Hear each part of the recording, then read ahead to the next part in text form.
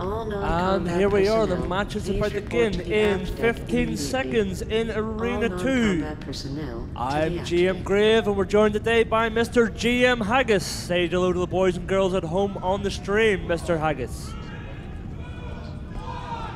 Just welcoming all our EVE TV viewers to the Dust 514 PvP final. Thank you for your cooperation. I'm GM Haggis, as GM Grave has already pointed out. And here we go. So we are now at the Dust 514 tournament final. The players have already won a PlayStation 3 just for participating in this event. And the winners of this event will also walk away with a PlayStation Vita. And we have first blood here in Arena 3 to the defenders. Just so our viewers on EVE TV are aware, the format of this event, there are 3 simultaneous games of 8v8 running, and it's the best 3 games.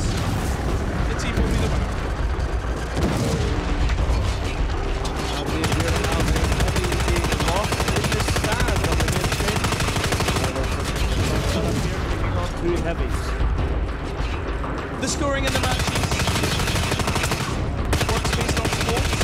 Each team starts with 60 clones, and every time someone dies, one of those clones is used up.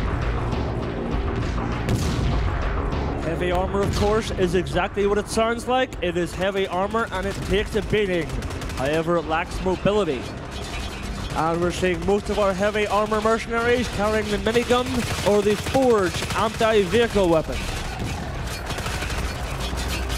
We've seen limited success with the Forge anti-vehicle weapon being used against heavy suits, as the heavy suits are kind of slow. Makes them a good target. And in Arena 3, we now have a heavy assault vehicle on the defenders, which basically is a massive tank. Heavy assault vehicles, jeeps, and dropships can be called down by any team at any time. Most of these vehicles obviously can take multiple passengers, multiple firing points, and are incredibly difficult to take down without the correct weaponry. And we appear to have a lot of skirmishes happening here in the stronghold, in the fortifications, as the teams group together and try to fight as a unit. Most of these teams fighting here today have been playing Dust for less than 1 hour, but we are already seeing some very advanced tactics and very interesting fittings thus far. It's worth noting, if you can see the sparkly shield type effect right now, there are 2 devices that you can call in that will do this. There's a nano hive and there's a drop uplink. The nano hive is basically a supply depot mobile. You drop it on the ground, it replenishes your ammunition. The drop uplink gives your team members another place to spawn. They are not warp destruction bubbles, despite what they look like. And in Arena 3, the defenders have not yet lost a clone. However, our attackers are down to 56 clones. In the arena, basically, it is the last clone loses. The last team to lose all of their clones will lose the match. Yeah, currently, we have the attackers winning in 2 arenas and the defenders winning in the 3rd. If the scores stay as they are, then we will have the attacking team winning. In Arena 2 here, the attackers are up by 5 clones. In Arena 3, we still have the defenders currently dominating. They have not lost a clone yet.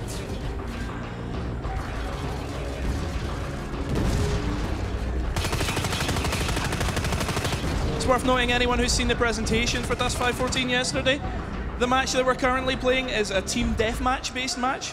So clones are all that counts. There are no objectives to capture or points to take. And in Arena 1, the attackers have a 12 clone advantage. The attackers, of course, are poorly named Team Haggis, while in the defenders' corner, we have Team Insert Name Here. It may be a poor name, GM Grave, but it is an inventive name. So I hear, Mr. Haggis, so I hear. Rather fine use of a forge gun in Arena 1, trying to take out one of the tanks there. And we're seeing the use of logistics drop suits. These drop suits, of course, can offer remote repair assistance to your teammates. They can also use drop links, as we referred to earlier, which are spawn points, along with nano hives, which are ammo points. The logistics drop suits are very effective when combined with the heavy drop suits. The heavy suits having more shield and armor than the regular assault drop suits. And on the main screen here we have the forged gun being carried by the heavy drop suit. And it's not so good at sniping infantry, but it's very good at taking out those heavy assault vehicles, as shown on screen.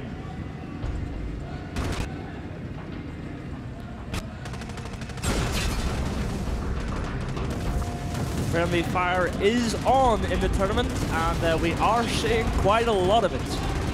Friendly fire is indeed on. We have seen at least 1 or 2 incidents where a tank has been taken out by a friendly forge gun, or an infantry member has run in front of someone using a minigun and been killed by his own team.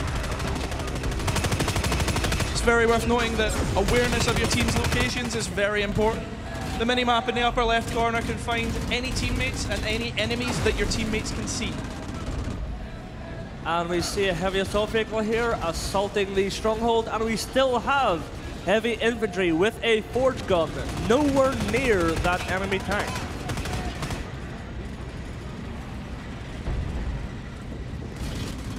Obviously, much like in EVE in Dust, if you have a heavy tank without any infantry support, it's incredibly susceptible to someone with a forge gun or swarm launcher. Teamwork is of vital importance in this game. And we're seeing the defenders here taking out one of the attacking drop uplinks, preventing the enemy from spawning in that location.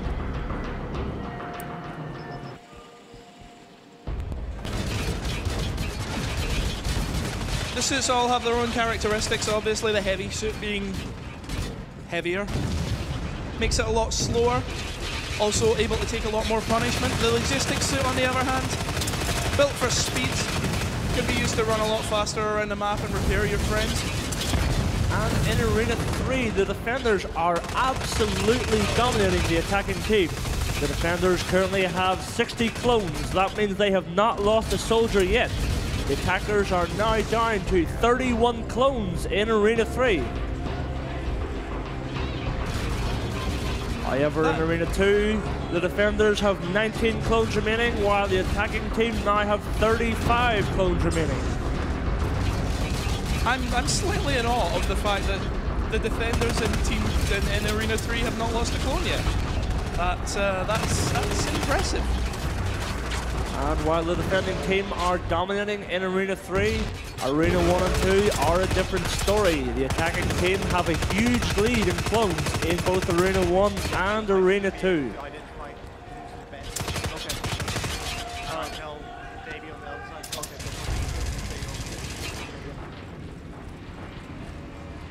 Yeah, as you were saying, JM Grave, we have the defenders absolutely dominating in Arena 3, but defenders in Arena 2 and Arena 1 being beaten. So that means the 60-point score in Arena 3 is absolutely worthless, as they will still lose 2-1 if the scores remain as they are. Team insert name here. The defenders in Arena 2 are currently down to 17 clones with 5 minutes 40 left in the clock.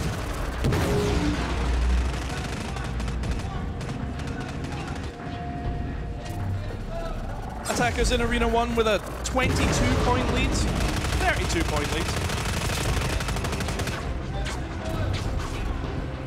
And attackers in Arena 2 with a 19-point lead.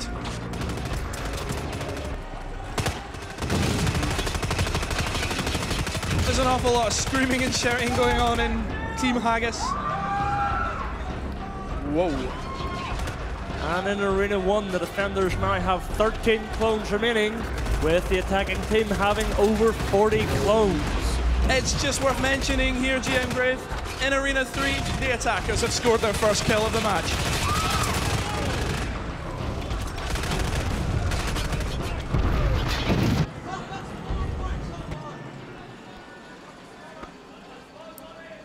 And on the main screen here, we can see the drop suit fitting selection as they respawn into the battle.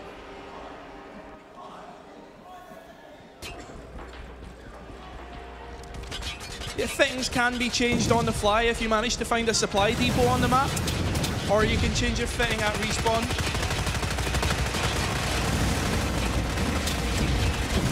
Also, ammo is incredibly limited, which is where the nano hives come in handy.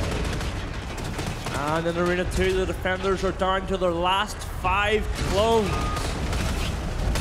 In Arena 1, they're now down to their last 10 clones. Make that 9. Members of Team Haggis, despite still having 4 opposing members to kill, have started singing. This is rather glorious here. Team Haggis singing and screaming. And Team Insert Name here, the defenders are down to their final clone in Arena 2.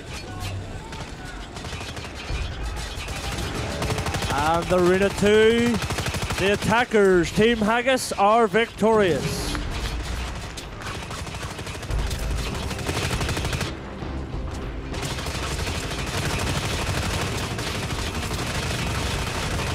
So that's currently, the attackers have won 1 of these matches. They are ahead in a second with only 4 clones left to kill on the opposing team.